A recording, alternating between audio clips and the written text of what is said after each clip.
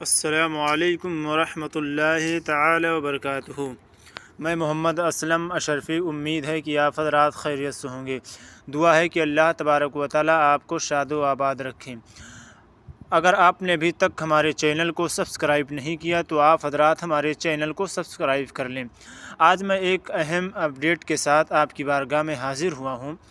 حضرت سعد بن مالک رضی اللہ تعالیٰ عنہ کا ایک واقعہ ہے، میں آپ حضرات کے سامنے پیش کرنا چاہتا ہوں کہ وہ اپنی ماں سے کتنی محبت فرماتے تھے اور اپنے دین سے کتنی محبت فرماتے تھے، اور ان کی والدہ اپنے بیٹے حضرت سعد بن مالک سے کتنی محبت کرتی تھی۔ سنیں آپ، حضرت سعد بن مالک رضی اللہ تعالیٰ عنہ فرماتے ہیں کہ میں اپنی ماں کی بہت خدمت کیا کرتا تھا، میں اپنی ماں کی بہت خدمت کیا کرتا تھا، میں ان کا ایک وفادار بیٹا تھا اور ان کا پورا اطاعت گزار تھا۔ عزیزان ملت اسلامیہ، جب مجھے خدا نے اسلام کی طرف ہدایت کی تو میری والدہ مجھ پر بہت غصہ ہو گئی اور کہنے لگی، بچے یہ نیا دین تو کہاں سے لے کر آیا ہے، یہ دین تو نے کہاں سے رائج کیا ہے، سنو میں تمہیں حکم دیتی ہوں کہ اس دین سے دستبردار ہو جاؤ۔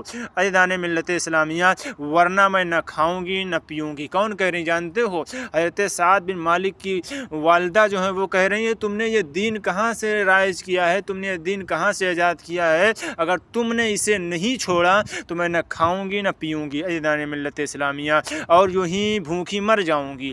میں نے اسلام کو نہ چھوڑا۔ عزیزان ملت اسلامیہ، حضرت سعد بن مالک کہتے ہیں کہ میں نے اسلام کو نہیں چھوڑا، میری ماں نے کھانا پینا ترک کر دیا، میری ماں نے کھانا پینا چھوڑ دیا، اور چونکہ لوگ مجھ سے اور لوگ جو ہے مجھ پر خفا ہو گئے۔ حضرت سعد فرماتے ہیں لوگ مجھ پر خفا ہو گئے اور مجھے برا بھلا کہنے لگے، اور کہنے لگے کہ یہ اپنی ماں کا قاتل ہے، یہ اپنی ماں کا قاتل ہے۔ میرا دل بہت تنگ ہوا، میں نے اپنی والدہ کی خدمت میں بار بار عرض کرتا رہا، خوش آمدید خوش آمدید، سمجھاتا۔ حضرت سعد کہتے ہیں میں اپنی والدہ کو سمجھاتا رہا، لیکن میں آپ کو بتا دوں کہ خدا کے لیے اپنے ضد سے باز آ جاؤ۔ یعنی میری والدہ کہتی تھی مجھے جو ہے، میری والدہ کہتی تھی دین کو چھوڑ دو، اور میں اپنی والدہ سے ضد پہ اڑ گیا کہ تم کتنی بھی کوششیں کر لو میں دین اسلام کو نہیں چھوڑوں گا، یہ تو ناممکن ہے کہ میں اپنے دین یعنی دین محمدی کو چھوڑ دوں۔ عزیزان ملت اسلامیہ،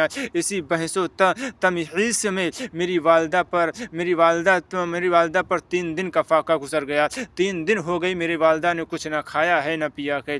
عزیزان ملت اسلامیہ، وہ کیسا دل رہا ہوگا، وہ کیسا منظر رہا ہوگا، اور اس کی حالت بہت خراب ہوتی چلی گئی۔ تو میں اس کے پاس گیا اور میں نے کہا، میری اچھی ماں، میری پیاری ماں، اماں جان سنو تو صحیح، تم مجھے میری جان سے زیادہ عزیز ہو لیکن میرے دین سے زیادہ عزیز نہیں ہو۔ اللہ اکبر! والدہ سے کتنا پیار فرماتے تھے، کتنی محبت کرتے تھے، کتنے وفادار تھے، کتنی خدمت کیا کرتے تھے، لیکن جب دین محمدی میں داخلہ لے لیا، یعنی دین اسلام کو قبول کر لیا، تو اب کیا کہہ رہے ہیں کہ اے میری والدہ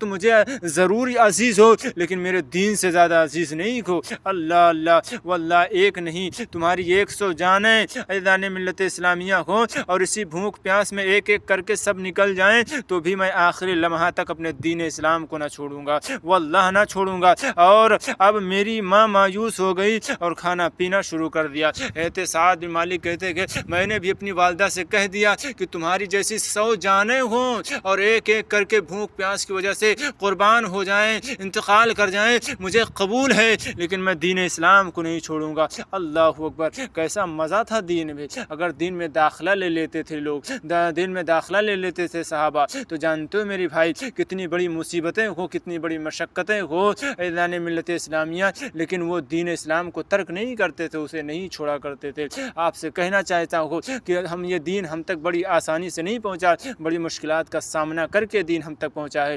اسے آسانی سے مت گزاریے، زندگی کو دین اسلام پر قربان کر دیجئے۔ جس دن تم دین اسلام پر اپنی زندگی کو قربان کر دو گے، یاد رکھنا تمہاری زندگی دنیا میں بھی کامیاب رہے گی اور آخرت میں بھی کامیاب رہے گی۔